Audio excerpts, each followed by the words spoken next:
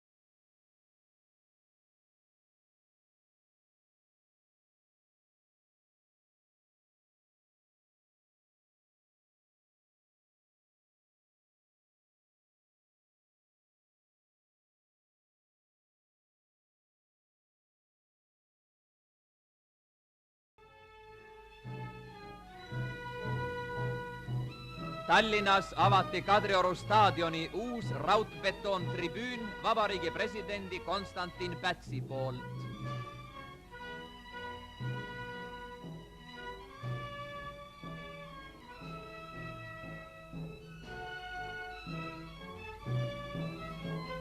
Uuendatud tribüün on nüüd moodsam ja kaun Balti riikides.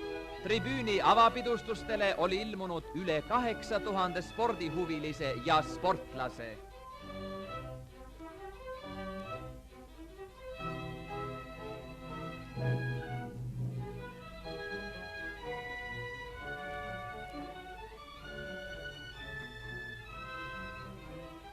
Pidustustel defileeris presidendi ja vabariigi valitsuse liikmete ees üle 1000 sportlase ja koolinoore.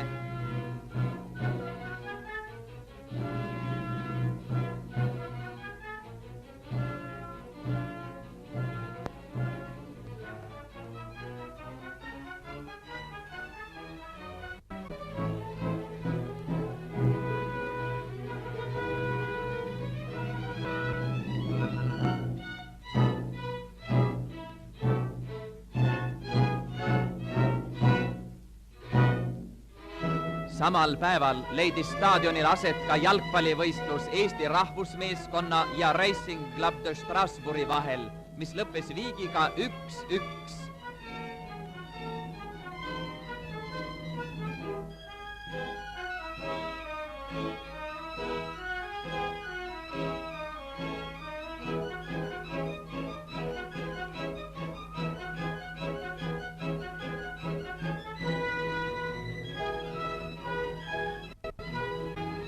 Esimese värava saavutas Eesti meeskond.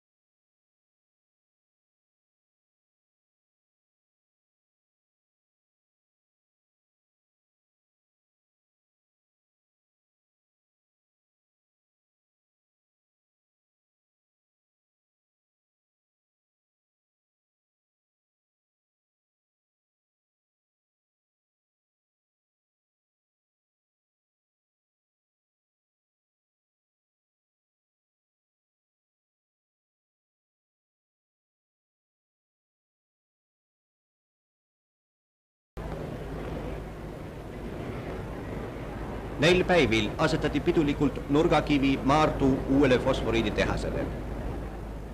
Pidulikult talitusel esines sõnavõtuga majandusminister Sepp, kes asetas hiljem metalldoosi ühes dokumentidega tehase alusmüüri.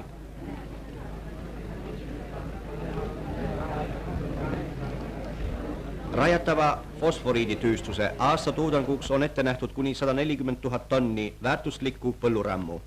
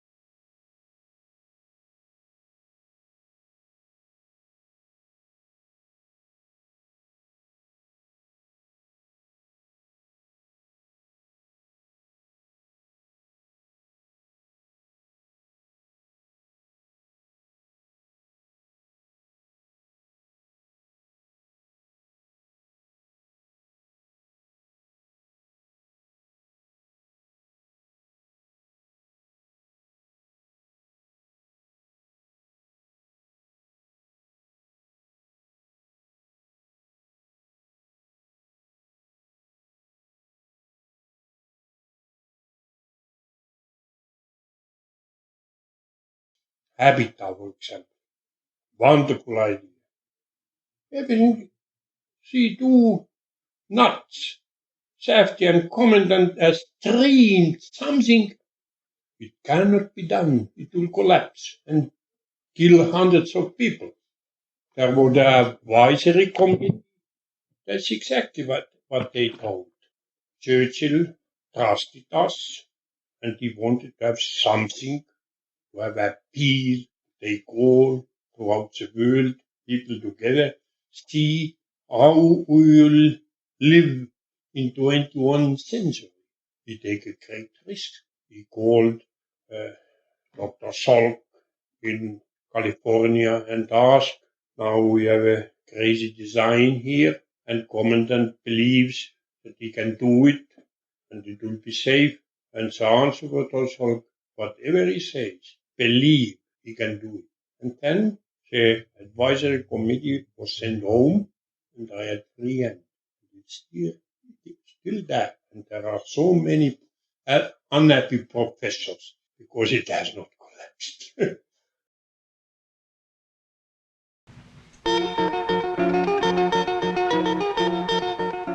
Work continues at a frantic pace, and one of the most interesting ventures is a construction of a complex prefabricated housing structure.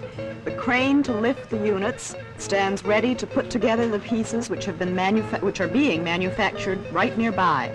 Some of the people who will work at Expo will be living in this very special housing complex, designed to remain as a memorial to 1967, long after the celebrations. It's called Habitat 67, and this is what it will look like. And this is its creator, Moshe Safdie. Mr. Safdie, can I ask you, what is your inspiration for this kind of a multiple dwelling? Well, we're reproducing at a rather fast rate, and everybody wants to live in his own single house on its own lot, and we just don't have enough land to do it, so in a way it's just putting houses one on top of the other, each with its own garden, its own entrance, but within an urban context next to shops, schools, and so on, in a high density. And is each unit self-contained like a house? Right. Each unit is an independent unit with its own independent walls. It has its own garden. It has an entrance off a pedestrian street which extends in the air. A unit is made up of 1, 2, or 3 of these precast units, a house, which is, depending on the size, on its garden area and open to the view in 3 directions. How will traffic move into the complex? Well, there's a car level and parking, and then there's a pedestrian level which never crosses it over. Then there are pedestrian streets running horizontally within the project and vertical elevators in 3 areas here. Now here there seem to be plexiglass things. Does this mean that you are protected from the weather as you walk from the elevator to your house? Right. This is a shelter, keeps the wind and the snow off. And it brings you also to large playgrounds where the young children could play within the structure itself. Now, as I look at it here from this angle, which I suppose I wouldn't be able to when it's built except from a helicopter or an airplane, it seems to me there's some kind of proportion. Is there a basic unit that you have used that... Yeah, there's a basic repetitive precast unit, and this is cast on the ground in the plant which we just saw. And then this is pre-finished on the ground, the bathrooms, kitchens, everything is installed on the ground, and then the crane lifts it in one operation into place. Weighs 80 tons. And then the house is made up of 1, 2, or 3 of these. And this measures 17 feet by 38 feet. And there are different floor spaces, I suppose, for the different Right. sizes of apartments. There's 15 different house types for different families, some with teenage children, some with babies and so on, with the bedrooms together or separated, depending on what the family needs. And I gather from some of them here that some of them even have about 3 porches. Right, overlooking each other, some looking towards the river and some looking towards the city view. You know, one of the unique features of this that has intrigued me, and we were talking about it before, was the fact that you have been able to have a pre-poured bathroom. That all the fixtures and everything fit in one, go into the building in one piece. The bathroom is all molded out of fiberglass, and the fixtures and tub and so on are one continuous surface. There's no joints. You could just hose it down and it drains away. I think it's marvelous. Speaking as a housewife, you wouldn't have to go into any of those corners. You could just wash down the whole walls and the fixtures all at once. It's pretty exciting sculpture too. Are you able to do the kitchen as well? In a similar way, the appliances are all built into the overall kitchen which is installed in a single piece as a room. When you say it's like sculpture, were you inspired by any particular sculpture for this? Well, it looks a little bit like art sculpture. So that in the bathroom you could be really inside an art sculpture. That's a big selling point, at least for me. I hope I'd be able to come and see one of these. Did you find that this is an expensive process when you first start doing it? Is it, to build this habitat, was it a very expensive thing? Well, Habitat is a prototype, so we had to build the plant, build the crane and the molds and so on, and over a third of our total construction budget is for equipment. But when it's reproduced in quantity, it would be competitive with conventional construction. For example, a bathroom, once you've amortized your mold, would be much cheaper than a bathroom as we know it today. If something happens to the pre-poured part of it, if it chips, can it be replaced without Yes. replacing the whole Yes, thing? there's a plastic material which repairs the bathroom. Is there anything unusual about the shape of the walls? Are they still flat and level, or are they curved? No, they're pretty boxy. Are you going to design special furniture for these buildings? We hope so, and we hope to have 36 units, houses open to the public so the public could walk through them and see how they look inside. And the gardens are all planted with trees and bushes and so on. Thank you very much, Mr. Moshe Safdie, the architect of Habitat 67. The main factory, the assembly line, is right on the site. The parts are mass-produced as far as possible. We have developed industrialized products such as a complete bathroom, the complete shell, prefabricated as a unit, the complete kitchen, the plumbing system, the storage system, and so on, as units which are then assembled into the main structural unit. In the process of doing it, we've had to build a plant, design and build equipment, make molds, do the research about the materials, prepare the assembly drawings, all that for 160 houses, and we're learning in the process. But I think everybody who's involved with the project feels certainly that this is the method, this is where economy could come from. Now we have to evolve it, develop it, learn from what we've done, change it in the next system of application. Concrete shells, all more or less alike on the outside. The main structure is made up of one repetitive modular unit, which is a three-dimensional unit, which is cast in a mold, one after the other. The problem in housing, particularly, is that if you use repetitive elements, how do you avoid the monotony, and how do you get the variety of accommodations, of house types, of house sizes, of spatial requirements within, and yet using one element? And in Habitat, it's achieved by taking this one unit and combining it in many permutations, many combinations that give you 15 different house types, varying in size from a one-bedroom to a five-bedroom house.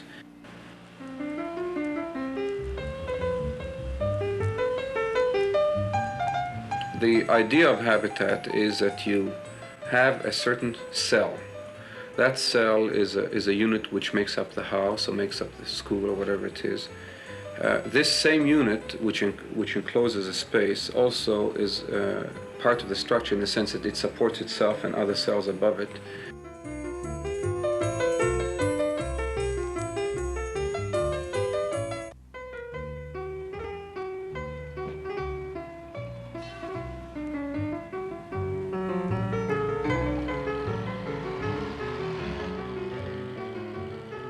Inside the pyramid of boxes, Habitat is to be crisscrossed by streets on the 5th and 10th floors.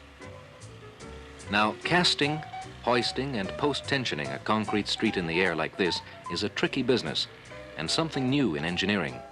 The streets in Habitat are basically service streets in their own depth and pedestrian streets over them, so that the servicing of the community is possible without interrupting the functioning of the building. Your relationship to the outside is through a pedestrian street. The fact that it's in the 5th or 10th floor doesn't change the fact that it is a street, it is a wide, continuous public thoroughfare to which you relate through your own private entrance very much as you do if you lived on a street on the ground. Many of the things that exist on the ground exist in Habitat in the air. Playgrounds for the children, the street itself, the services. The largest house would be a 4-bedroom house, or even a 5-bedroom house with living room, dining room, a 40 by 20 foot garden. kitchen, workshop, and so on. It's equivalent to a large suburban house as we know today in size.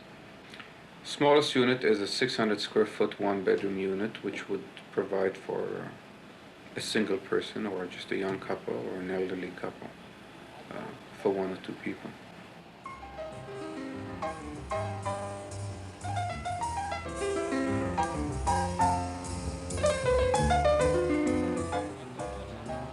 It's the nucleus of a one-structure town.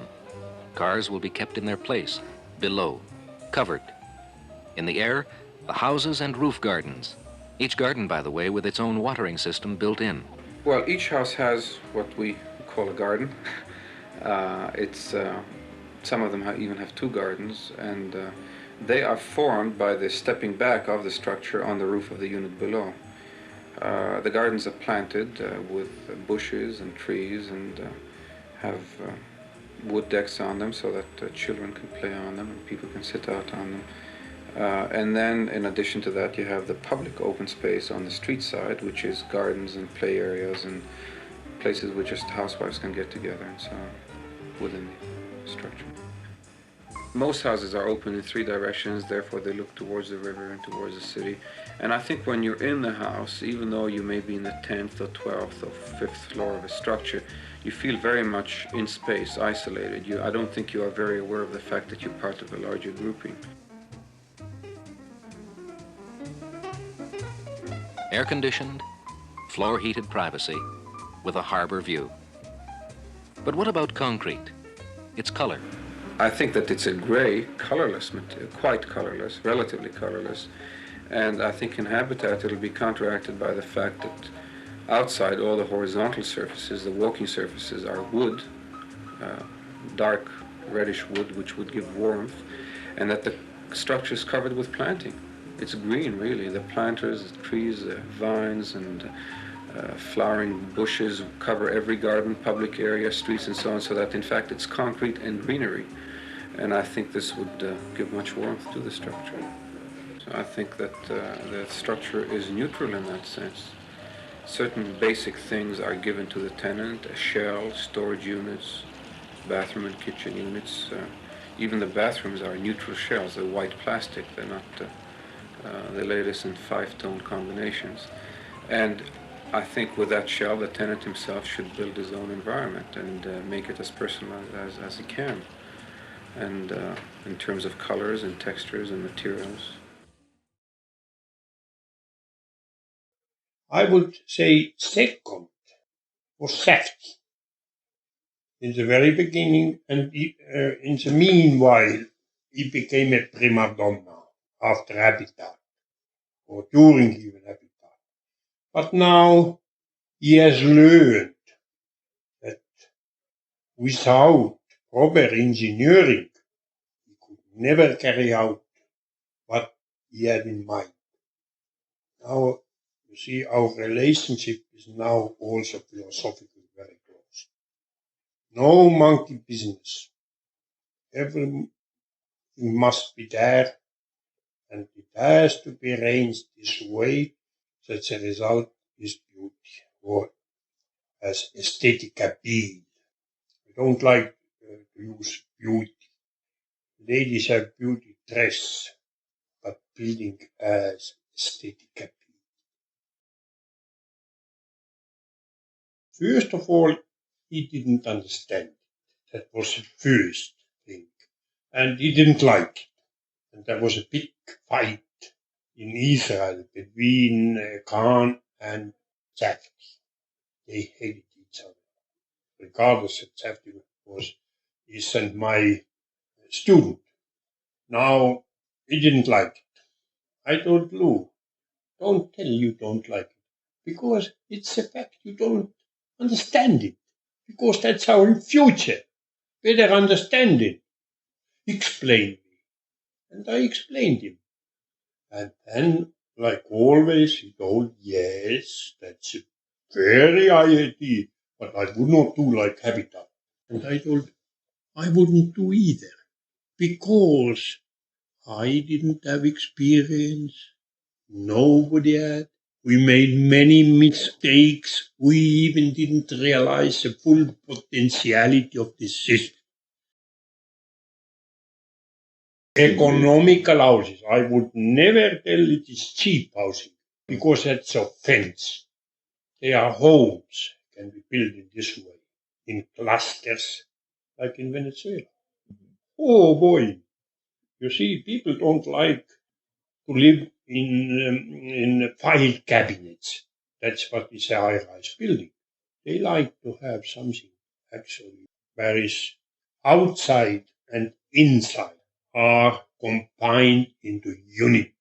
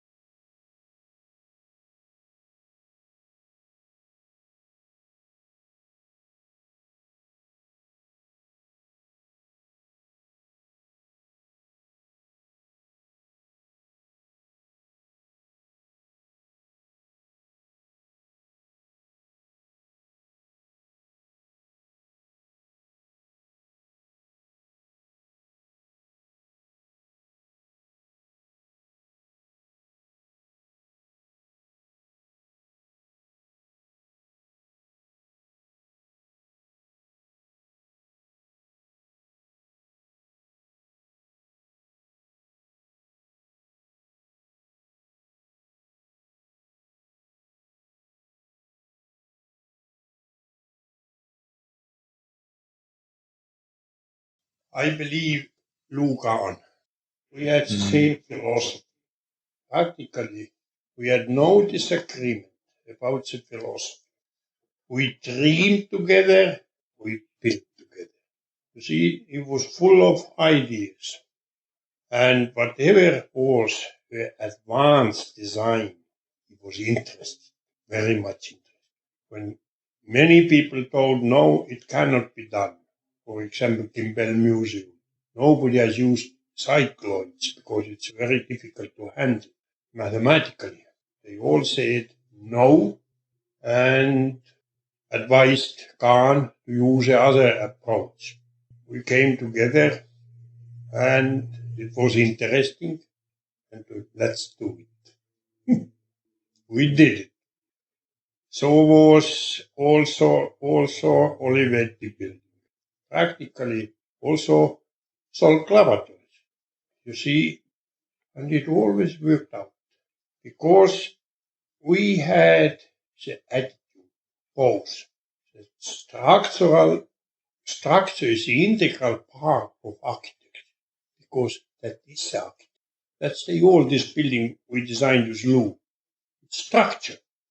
What else? But arranged in this way that it became architecture, balancing masses, areas, and always keeping this in mind that the building talks to itself. Very clear, simple, nothing artificial.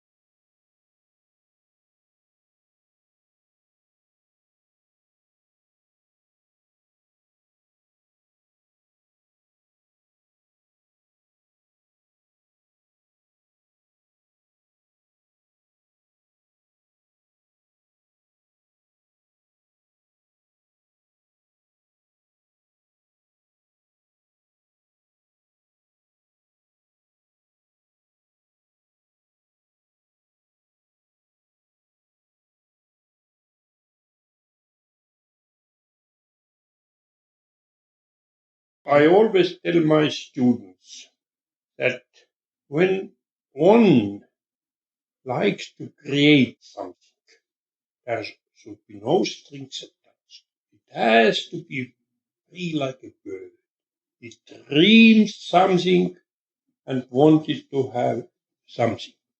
Now, if architects does it alone because it doesn't have the knowledge and means how to do it, all this beautiful image will go to the clouds. Now, as an engineer, I consider my duty to densify this image and put it back into reality, more or less. It gains gravity and becomes reality. That is the duty of the engineer.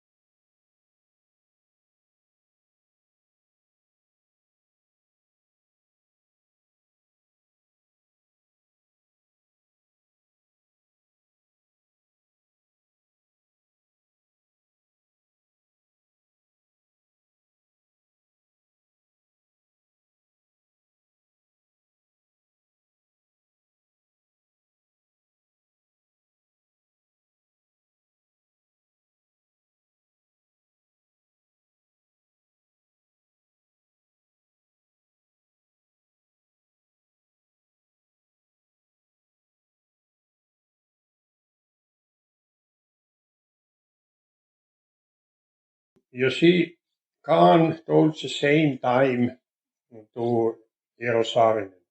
You see, it doesn't take time when one knows how to do it. I have learned from my university days. I never used cat paper. All this computation, they are original. I never make a line which I have to raise, sell the map. I never start designing when I have everything what I am using ready in my mind. And also I have the ability, right or wrong. When I see the image, I always see the finished structure in my mind.